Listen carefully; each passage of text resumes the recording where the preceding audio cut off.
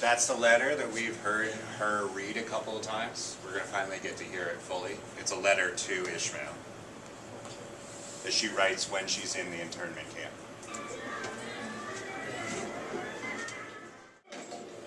So what is he admitting to there, to his lawyer? Yeah, he thought about it, right? And why? Because this guy, yeah, hasn't given up the land. But does anyone notice how people keep on talking about it's hard to read the expressions of the Japanese people? Do you guys think that is an objective comment, or it's a racist comment? Yeah, it's definitely also, what's another word we might use for that? Stereotype, right? Because of course Japanese people have emotions, and they show emotions in their face. But that being said, there are some cultural differences too, right? About how much, like you could say that Latin cultures in general are more expressive of emotions, right? Than maybe like really uptight Anglo cultures are, right? But so there are some cultural differences about how we show emotion. But of course Japanese people show emotion as well, right? You know better than that, Mr. Hooks. But that's part of answer 7 too. Or sit down The and stereotyping. See, he's taking the trial from the specifics, right, of Kazu and this specific crime. And he's saying, what's your duty as a citizen of the United States? So he's trying to make it a us versus them being all Japanese. As an American. The prosecutor in To Kill a Mockingbird did a similar thing, right? He talked about the responsibility of the jurors, these white jurors.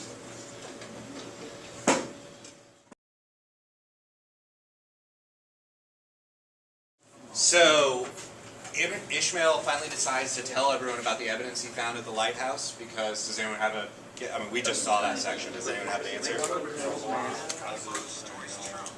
See, That's great. Yeah, he didn't want Hatsu to suffer, right?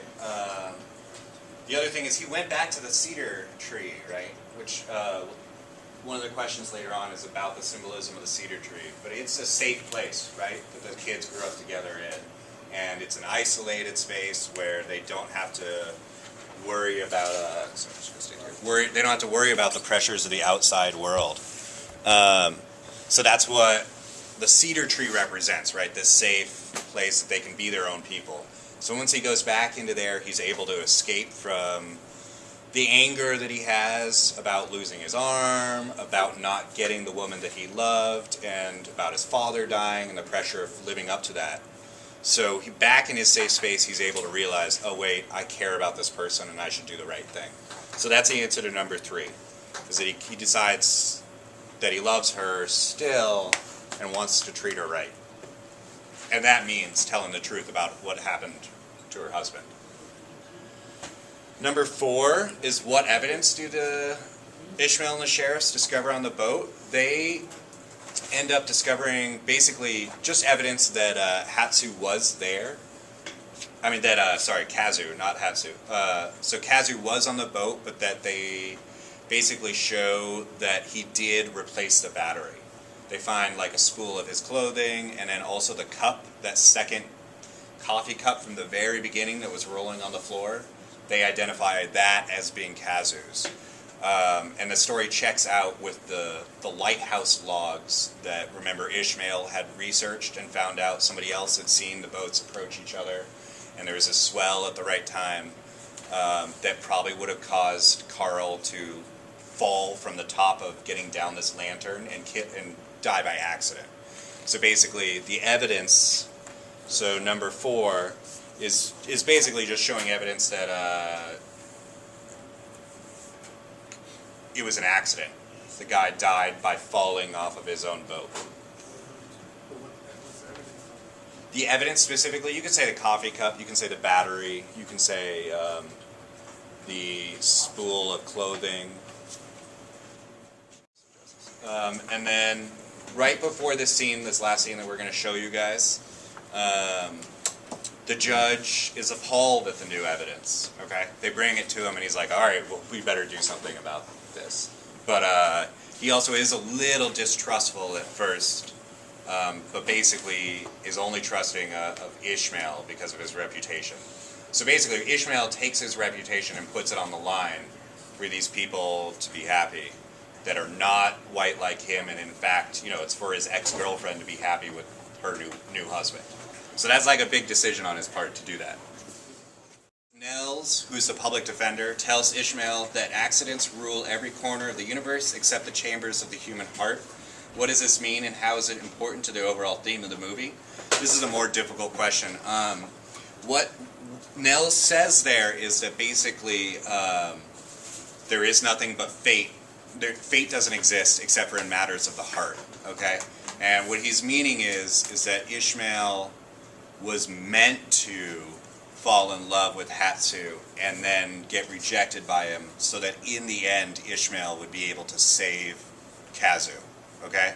So that only if he had fallen in love in that way would the story have ended up being a happy one, right? Not an innocent man punished for a crime he didn't commit.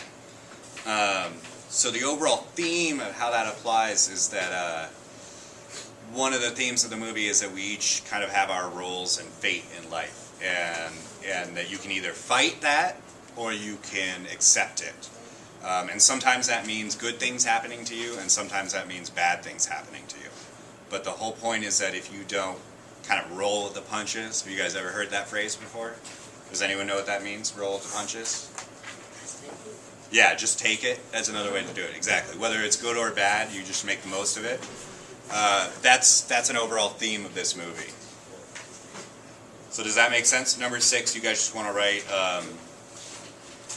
you know, that Ishmael, it was Ishmael's fate to play the role that he did, and that reflects everybody accepting the reality of life.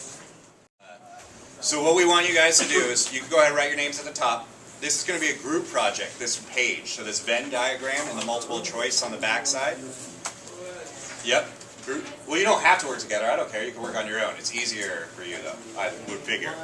So the Venn diagram, the 2 circles, you're going to, on the left side, go ahead and write at the top, To Kill a Mockingbird. Everybody write To Kill a Mockingbird. Does it matter what side it's on?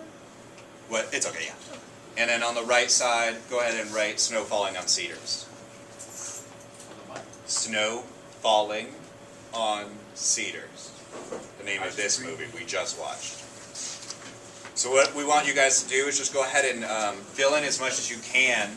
You know a Venn diagram. On the one side, put characteristics that are only true of To Kill a Mockingbird, and on the far right side, only true of Snow Falling on Cedars, and then compare, you know, things that are the same, put in the middle. Exactly. Think about, yeah. So yeah, Snow Falling on Cedars is about Japanese people. It was also about, it was on the West Coast, right?